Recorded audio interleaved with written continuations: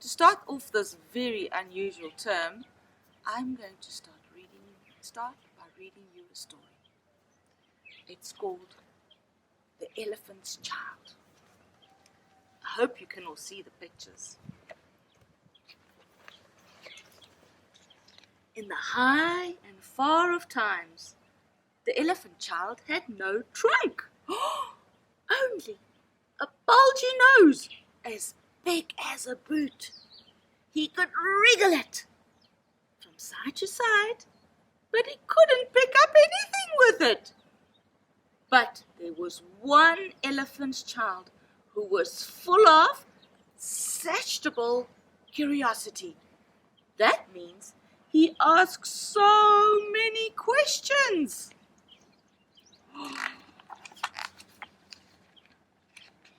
He asked his hairy uncle, the baboon, why melons taste just so, and his uncle pinched him with his hairy paw. He asked his tall uncle, the giraffe, what made his skin so spotty, and his uncle chuffed him with his hairy hoof.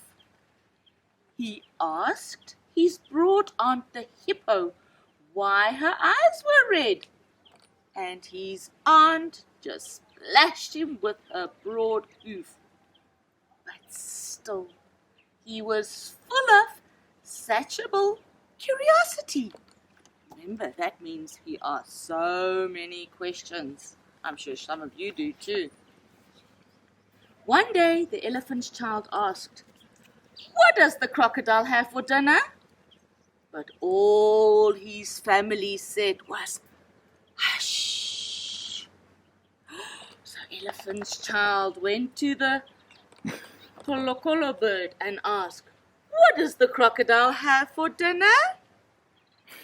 Go to the banks of the great green grassy Limpopo River and found out, said the bird.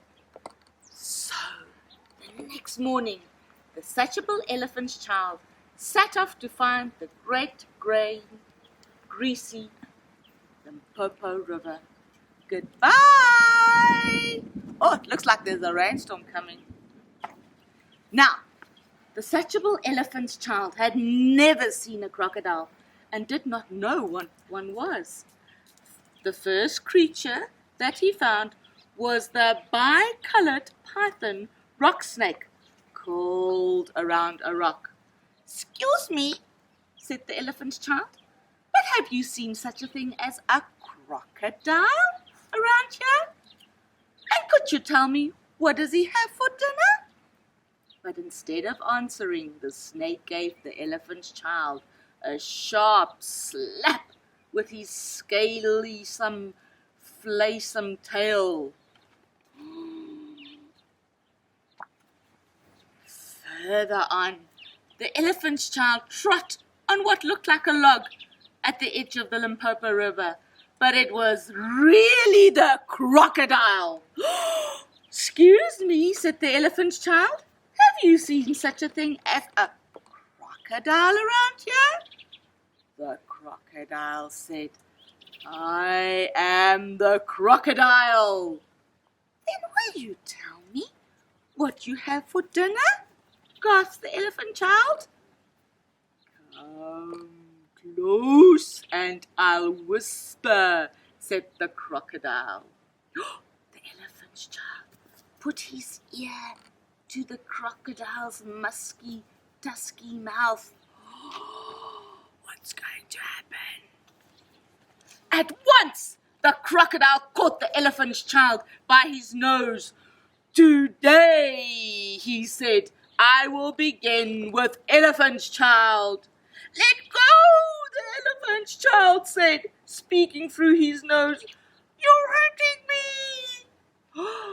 Then the bicolored python rock snake shouted, pull, or you will be in the river before you can say Jack Robinson. So the elephant child sat back on his little hunches and pulled and pulled and pulled, and his nose began to stretch.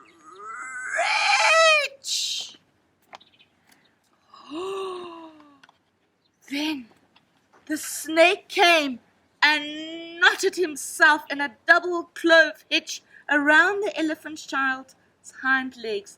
They both pulled together. The elephant child's nose grew longer and longer and longer. At last, the crocodile let go of the elephant child's nose with a plop that you could hear for miles around. Splash went the crocodile into the river. The elephant child wrapped his poor nose in banana leaves and hung it in the river. "What are you doing that for?" asked the snake. My nose is all out of shape," said the elephant child, and I'm hoping that it will shrink back. Then a fly landed on the elephant child's shoulder. He lifted up his long nose and smacked it away. "Aha!" said the snake. "You couldn't have done that with a mere smear nose." In the afternoon, the snake asked, "Isn't the sun hot?" "Splat!" goes the mud. "Yes," said the elephant child. He scolloped up some mud from the riverbank and splashed it on his head. It made a cool mud cap, all trickly behind his ears. "Aha!" said the snake again.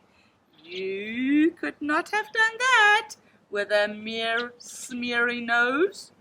"You're right," said the elephant child, "and now I think I'll go home to all my dear family." So the elephant child went home, frisking and whisking his new long nose, which were now called a trunk. When he wanted fruit to eat, he pulled it down from the tree like this. When he felt lonely, he sang loudly to himself down his trunk. When the flies bit him, he broke off a branch of a tree and used it as a swat. Very helpful. When he reached home, the elephant child's uncle uncled his trunk and said, "How do you do?" "It looks very ugly," sniffed the broad Aunt Hippo. "Indeed," said his hairy Uncle Baboon. "What have you done to your nose?" asked the tall Uncle Giraffe. "But it's useful," said the elephant's child. He picked up his hairy Uncle the Baboon and dropped him in the thorn bush. Then he trumpeted in the ear of his tall Uncle the Giraffe and blew bubbles at his broad Aunt the Hippo.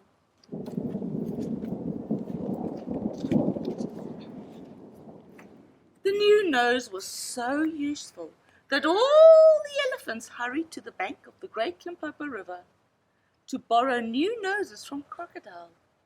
Ever since then, all the elephants you will ever see, and all those you won't, have noses precisely like the trunk of the satiable elephant child. The end. Well, boys and girls, that was a very nice story. Now you need to be careful not to ask Mom and Dad too many questions, because just now they tell you what to go do. But you know what? I have Abby behind me, and she's not asking a lot of questions either. Right now it's going to be time for you guys to start your online teaching and learning. Your teachers have been working very hard, and I hope you will all enjoy every single minute of it. If you need to speak to your teachers, give them a call. If you need to speak to me, give me a call or ask Mommy and I will call you back whenever it suits you. I wish you guys to be safe. Remember washing your hands and staying in your own homes with your own family. I love you and I miss you all very much.